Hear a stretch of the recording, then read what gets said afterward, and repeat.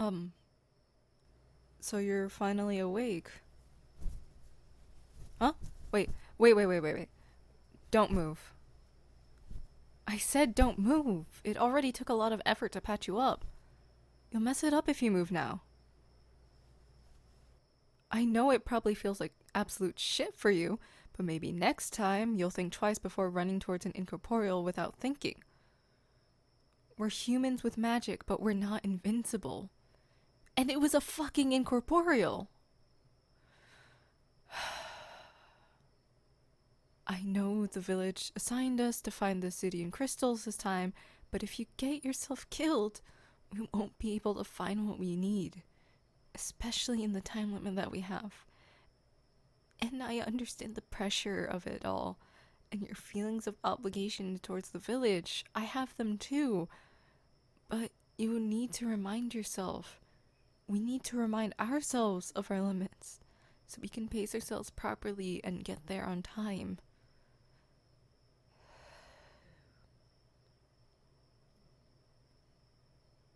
Here, let me give you a little checkup. Hey, don't be like that. I've already seen you while I was putting on the bandages. Don't worry about it. Okay, it's healing nicely. Since it's still night, I can try to put my magic on it. It's at its peak right now, right? But it won't do much, so you'll probably have to take it easy for the next few days. And you better stay back when I tell you. You're taking the bow too. Yes, you are. No arguments here. You're hurt and I don't want you pushing yourself. No. No. No. No. I told you no arguments.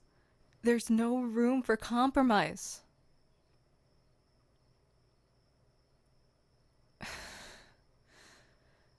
What part of no do you not understand?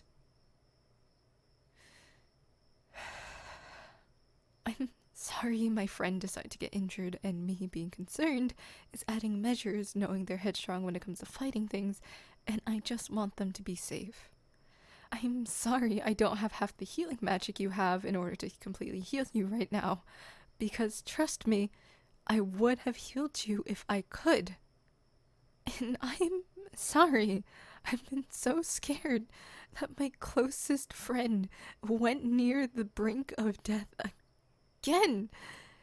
And I had to try and disassociate from the fact they were bleeding out in front of me. While I tried my best to heal them the best I could, when I was barely doing anything in the first place. I'm so fucking sorry I care so much about you.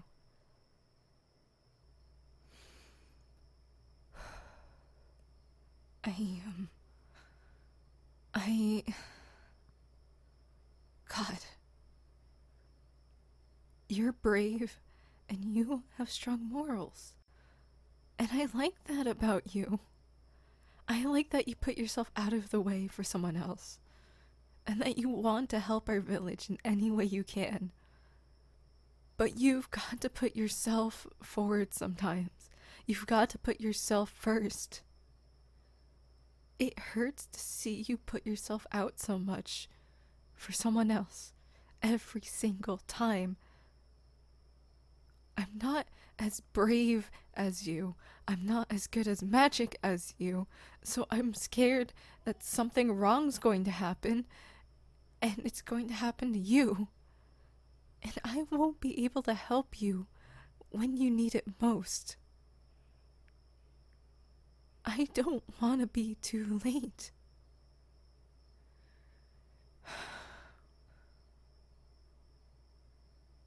I dream a lot about that time in the forest, you know. Each time I dream, I find myself younger, holding that same old practice sword I had since I was young, and this unshakable feeling that something bad is going to happen.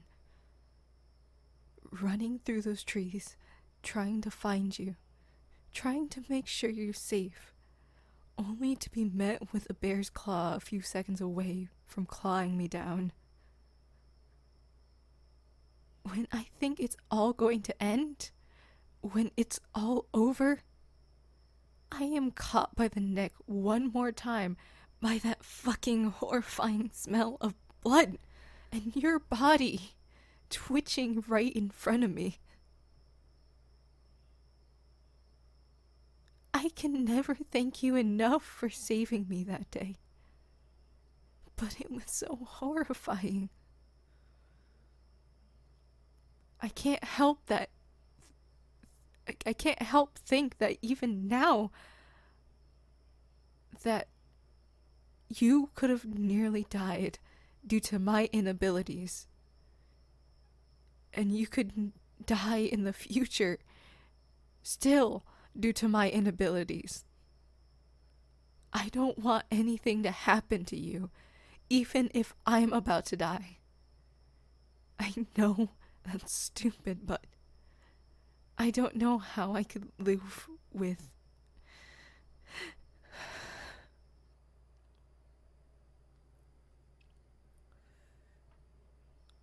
Promise me you'll sit back when there are monsters. Promise me you'll be safe. I can't stop you from participating, and it's not like I want to in the first place. I love it when you get to do what you want when you're out there. But I just need to know this one time that you're healed before you decide to do something dangerous. Thank you.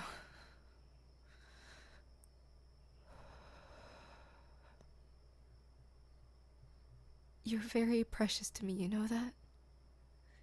And not just to me, to the entire village. None of us want to see that happen. If it weren't for the fact that we need those obsidian crystals to survive the winter, and we're the strongest out of everyone, they would have found a way to keep us safe. Shit, I'm sure they've already thought of ways to do it without having to potentially sacrifice their friends and family, but in the end, they just didn't work. Now, go back to resting. Conserve your energy. Food will probably be done when you wake.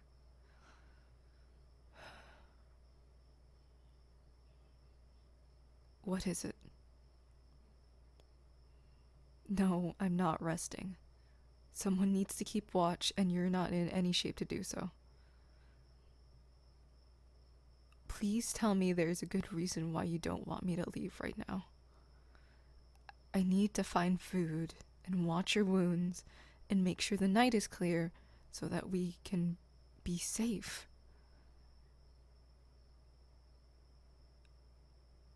I should rest with you? You know I can't do that. We need to be productive. We have a time limit. You need to give me a good reason as to why I should stay here.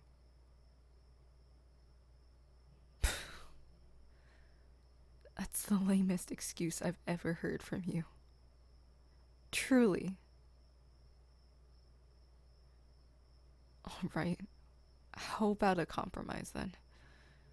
I'll stay and rest for a bit, but I can't sleep. I need to prepare stuff to help you, and consequentially, to help us prepare for the rest of the trip. You're not going to change my mind about this. I need to work so that you're able to rest. I know I'm human, but you're also human and you need support right now.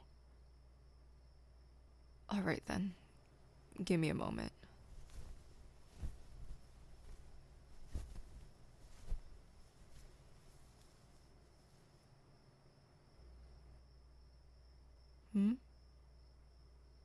Yeah, I do miss home a lot. It's been a month, of course I miss that place.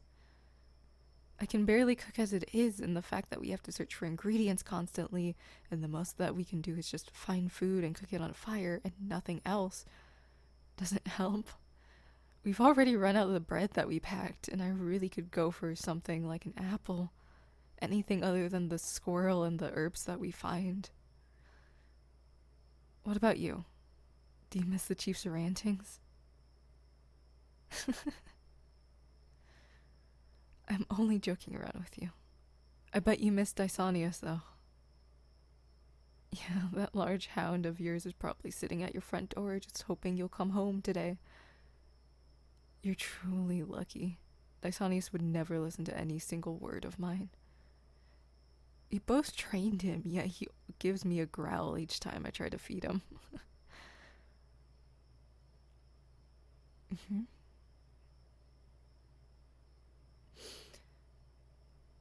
You could have just told me about that. A nightmare may not be real, but the feelings you feel from it are. I know this. And I know that I was upset with you, but you shouldn't have to push your own feelings aside. It never meant we couldn't both have our struggles. And I'm sorry for overwhelming you when you first woke up. I should have thought about that even if you didn't have a nightmare. That wasn't fair of me. Is there anything I can do to help? You want me to sing? What, that same old song they used to sing to us as children just to get us to bed? I haven't even sung in years. And are you sure? That silly little song, too? I kind of feel like there's something better I could be doing to help you. Like a massage or a change of clothes or something. Fine. If that's what you want from me. I'll spoil my injured friend this once. Just make sure you rest. You have to try and sleep, and I'm adding my own flair to the song, okay? Now close your eyes. Please? I need you to try and sleep, and closing your eyes will help prove that. And also, the singing is slightly embarrassing. Thank you.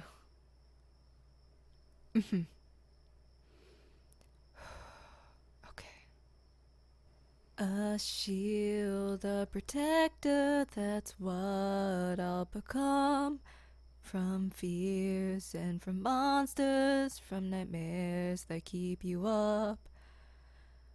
I may not be the strongest, your sword maybe not so, but I will give you my best, so the stream of dreams may flow.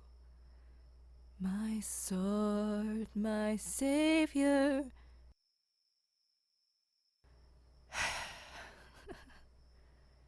I knew you were tired. You basically passed out in an instant. I didn't even get to. It's fine. You probably don't even remember that part anyways. But that's what's scary sometimes. Because I relate to those lyrics the most. Rest well, friend.